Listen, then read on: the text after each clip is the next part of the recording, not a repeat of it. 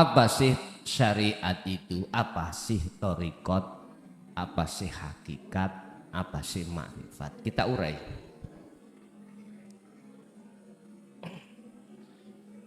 Secara sederhana mawon, umpami kula kiaskan begini, Pak. Syariah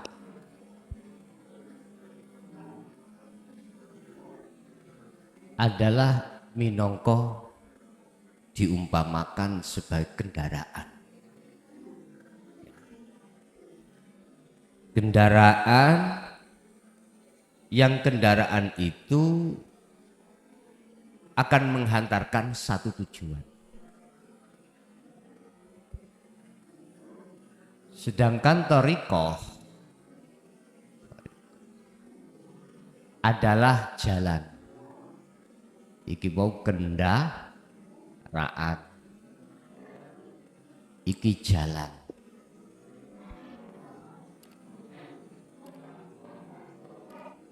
Kendaraan itu harus menyesuaikan dengan jalannya. Kalau kita motor atau mobil harus darat. Kalau kita perahu atau kapal harus laut atau air. Dah. Seseorang bepergian itu pasti akan menuju satu tujuan. Apa tujuan itu? Tujuan adalah hakikat. Tujuan.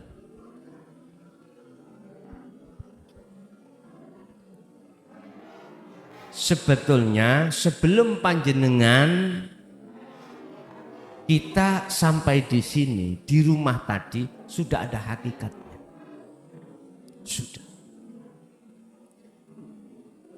Sudah ada tujuannya.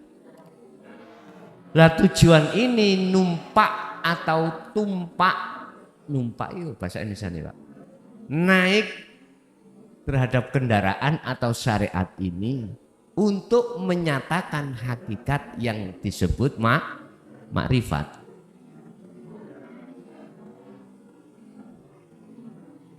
Sudah sampai tujuan itu disebut apa Pak? Terminal, ngoten ya. Ya makrifat ya wis tutuk nggon iki deh. Apa Pak jenenge? Aku SD gak lulus masalah ya. Sudah sampai gitu nggih? Tua. Sudah sampai tujuan. Ketika jenengan sudah sampai di sini bertemu saya dan ketemu di majelis iki disebut makrifat. Sebetulnya Pak, sebetulnya di dalam umat Islam itu hakikatnya sudah ada sebetulnya. Cuman akeh si bongko. Ngerti bongko? Akeh yang meredup mati. Apa tujuanmu sholat? Syariat adalah sistem Pak. Sistem. Ilmu. Thariqat adalah jalan. Termasuk sholat. Tak isun tuh. Sholat. Iki thariqah. Allah mendatangkan fasilitas berupa thariqah. Berupa sholat ikut thariqah. Ini harus didasari dengan ilmu syariat. Kalau tidak, nggak bisa benar Pak. Di situ dikatakan kalau berdiri kau mengucap Fatihah yang tujuannya adalah untuk bertemu Allah. Ini kalau tidak diajari dengan ilmu syariatnya, sistem niki, ya mungkin kita nggak membaca Fatihah. Duko maca Pancasila buh apa? Berhubung diajarkan ilmu syariatnya oleh Rasulullah, maka waktu berdiri membaca itu, waktu rukuk dan lain sebagainya. Sistem. Apa hakikatnya kita sholat? Adalah bertemu Allah, menyembah Allah. Wa ma khalaqtul jinna wal insa illa liya'budun. Aku tidak akan menciptakan jin dan manusia kecuali saya perintahkan untuk menyembah. Menyembah itu yang benar loh ya. Sholat yang benar, nyembah yang benar itu sing nyembah, sing madhep iku ketemu ambek sing hidep. Itu yang benar loh. Saya katakan yang benar. Innallaha huwa rabbi wa rabbukum fa'buduh.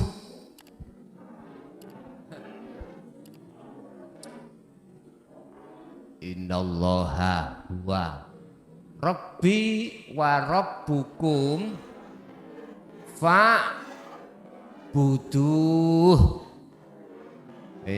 Waqaf. Hadza siratal mustaqim.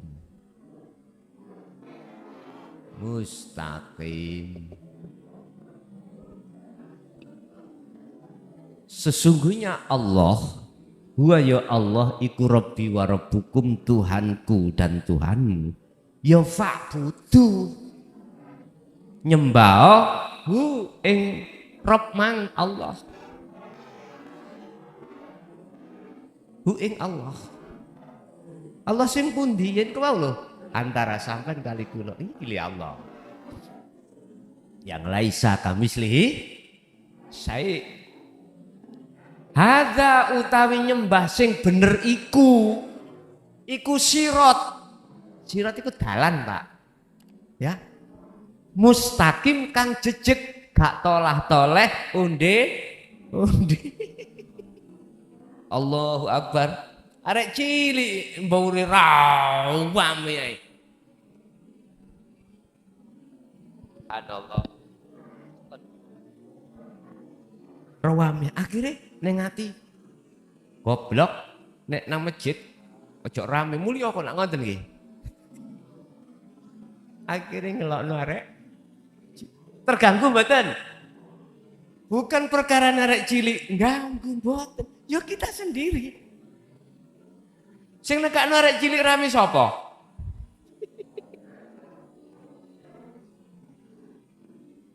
Coba memang pinter Pak nafsu niku ya Allah. Nah terus bagaimana? Ya delokan sapa sing ngongkon arek cilik akhirnya balikin nang Allah lagi nanti. Bapak Ibu, ketika hakikat di sistem, saya tak wastani sistem kalian kok.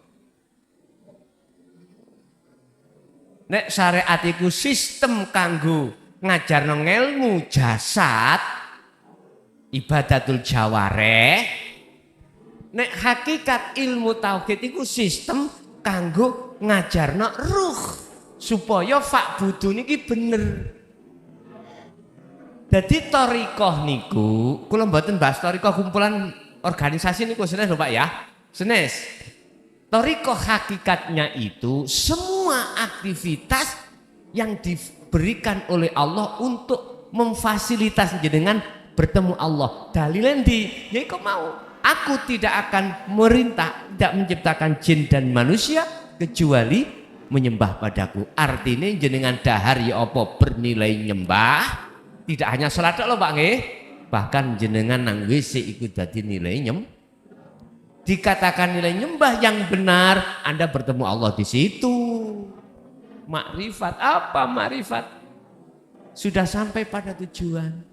Ruh dengan diberikan sistem ilmu hakikat inilah akan bisa bertemu terhadap Allah.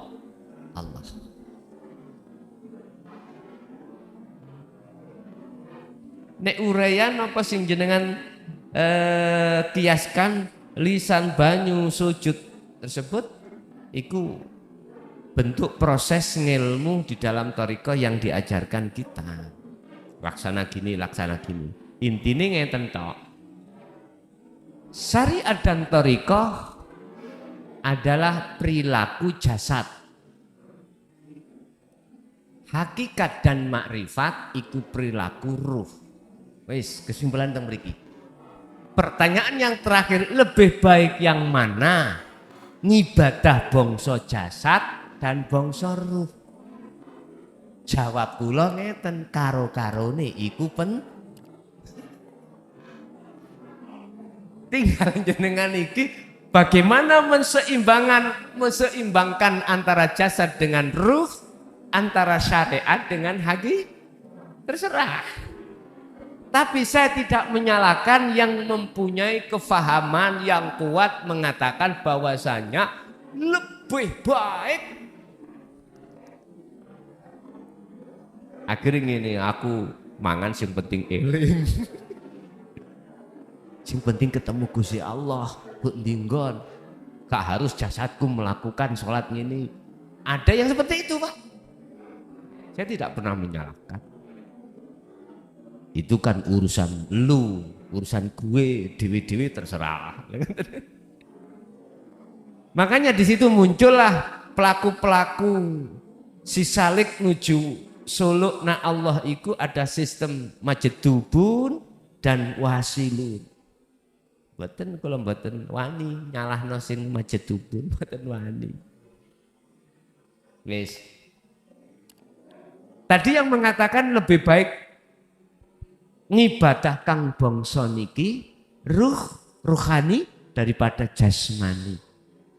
Al-Hikam mungkin Sarai ono Pak mengatakan gini. Akmal ngamal setitik empun kok anggap kecil. Justru titik iku ngalahno gedene gede. Titik ngalah gede wis tambah bingung bahasa sampean Kang. Bahasa hikamnya ini bahasa bingung no Pak. Nek jenengan dereng musyuhud nanggone musyahadah awangel menerjemahkan hikam itu. Amal didik empun dianggap didik. Amal cilik empun dianggap cilik. Justru cilik iki ngalahno gawedhe. Mek situ tok makolai. Amal didik dibarengi makrifat nang Allah iku luwih apik, luwih gedhe katimbang amal sing gedhe gak dibarengi makrifat dateng. Oh nek ngono dong Gus aku ya. Jenenge ilmu nang hikam niku dipleset-plesetno. Asline gak melesetno, yang kepleset kita sendiri. Amal didik ojo anggap didik. Justru didike ngalahno akeh amal sing akeh. Mboten niku nek nganggo logika pikir mboten ketemu, Pak. Mboten saged ketemu. Kudu nganggo tafakur ningan. Ternyata ngenten. Nah ngene bidayatul hidayah nggih wonten.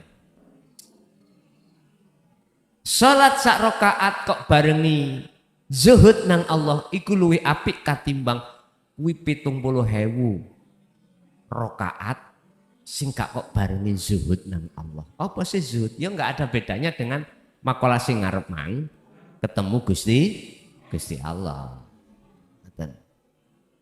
Nah terus yang terpenting bagaimana kita bisa bertemu Allah dalam bentuk ma'rifat mau. Sederhana terus Kanjeng Nabi fattabi'uni ikut aku enak-enak nek elok aku jare Kanjeng Nabi. Dari Kang Dul ya. Dawe enak-enak nek nganut aku. Sebab kuwi nek nganut aku yuhibbukumullah. Allah pasti meletakkan posisimu sebagai kekasihnya. Angger lho Pak ya. Wa yaghfir lakum dzunubakum. Dan Allah akan mengampuni semua kesalahan yang bersifatkan jasad. Yaghfir lakum dzunubakum. Jasad ngelakoni maksiat, nyolong, ngrasani wong, nyolong bojone wong. Apa maneh? Wis gak nek diitung wis. Wa yaghfir lakum dzunubakum. Wa kafir ankum sayyiatikum. Dan Allah mengampuni, menghapus semua kesalahan hati atau ruh yang telah mencintai hubus syahah. Lah ya apa sih? Artinya nanti kita sedikit demi sedikit cintane ati terhadap selain Allah dikikis Allah. Kita cuma lakukan zikir ini, zikir ini, zikir ini. Oke, urusan membersihkan ini urusannya Allah udah. Walaupun tujuannya berzikir itu adalah untuk mengusir semua apa yang sudah kita cintai ini di dalam jagatnya hati. Wes iku urusannya Allah, sebenarnya zikir ae terus, zikir terus. Mangane santri biyen niku gak kakean dan. Napa yi sing kula takut wis zikir ae, zikir ae. Napa tujuane mboten ngoten. Wis pokoke dikira. Adik kiai biyen niku wis mboten kakean keterangan. Pokoke dikira. Ngoten tok. Padahal maksud tujuannya adalah yakfur bitaghuti wa yu'min billah. Apabila kau ingin bertemu Allah, maka dalam hatimu harus tidak ada selain Allah. Bahasa cinta, apabila kau diterima cintamu nang Allah, maka cinta hatimu terhadap selain Allah harus kau tanggalkan, alias dipegat semuanya. Udah. Sebab innallaha ghafurur rahim, ditutup ayat ini. Sebab Allah itu maha pengampun. Jadi secara tidak langsung jenengan ngelampai uzlah zuhud dengan melakukan zikir itu secara enggak langsung jenengan iku nyuwun ngapura. Tidak harus ya Allah Gusti ya Rob, ampunlah segala dosaku yang berkenaan dengan jasad maupun terhadap ruh.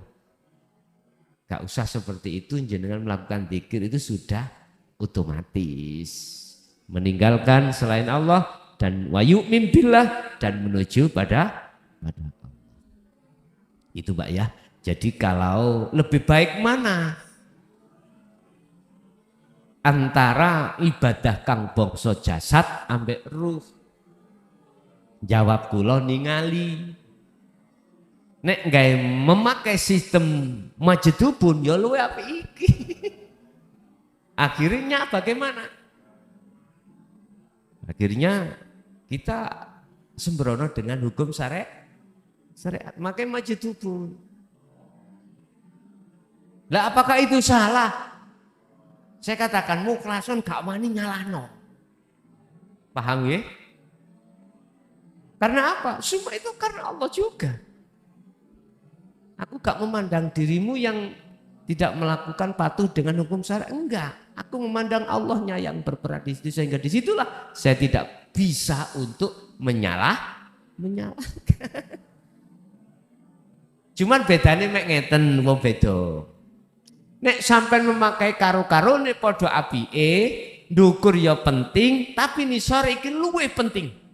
Ibadah jasad iki syariah iku penting, tapi ada yang lebih penting, ibadah bangsa ruh yang langsung nang Allah. Sebab ibadah bangsa jasad iki Pak, hablum minan nas hubungane. Sampeyan padha tetangga cek gak dirasani ajaran aliran masjid-masjid. Toh di situ kan ya ada Allah. Lah ngoten ta? Apa beratnya? Lah ngono nggih. Waktu sholat. Toh di situ juga ada Allah. Kui meneng juga ada Allah. Kui gitaran juga ada. Aku boleh gitaran yang enak. Monggo la ikroha fiddin, tidak ada paksaan untuk memilih torikoh. Jalan, ini jalan Pak, gitaran ya jalan, sholat ya. Mohon maaf bila mana saya mengatakan gitaran itu torikoh disalah no. Monggo sakarso jenengan. Pokoknya saya mandang secara hakikat semua aktivitas yang dihadapkan Allah itu adalah torikoh. Torikoh itu jalan. Di situ ada Allah. Di YouTube juga ada Allah. Di sini langsung juga ada Allah. Subhanallah.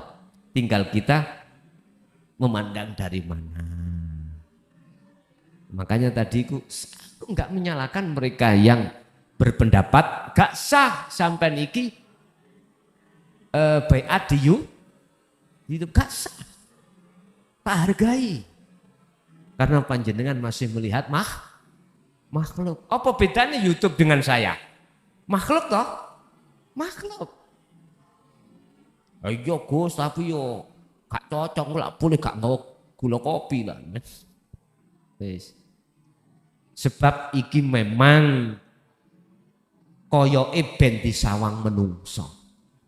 Tapi rugi bagi jenengan patuh hablum minan nas sementara hablum minallah tidak ada. Nek cara bahasa pilihan nek ana loro, api endi sing ibadah jawareh ambek kolbiyah, zahiriyah ambek batiniyah. Nek ana pilihan mung loro, Pak, ayo aku milih sing batiniyah. Bah dilokno wong ning di mata Allah iku tidak. Daripada kita dilokno Allah dipuja wong. Ngapunten Pak ya. Ibadah kang bangsa zahiriyah nek hasan bagus, mesti wong liya ngajungi jempol kita adalah orang yang soleh. Lah ngoten nggih. Apabila ada pujaan dari masyarakat yang seperti ini karena status kita secara dohir, terus Ibnu Athaillah, waspadalah karena pujaan masyarakat adalah racun yang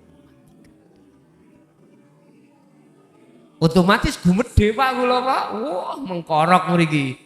Ya, nek aku ya gak ono sing alim. Nek aku nek gak ono sing mulya. Wis nang ndi-ndi nggawa serban deret ngalot tas bae tutuk brengkang dawane. Bapak Ibu hadirin, nek dikongkon ana pilihan loro kula milih sing niku wau luwih apik kuwi ibadah titik tapi makrifat nang Allah. Tapi kan wonten pilihan maneh akeh ning yo makrifat terhadap Allah.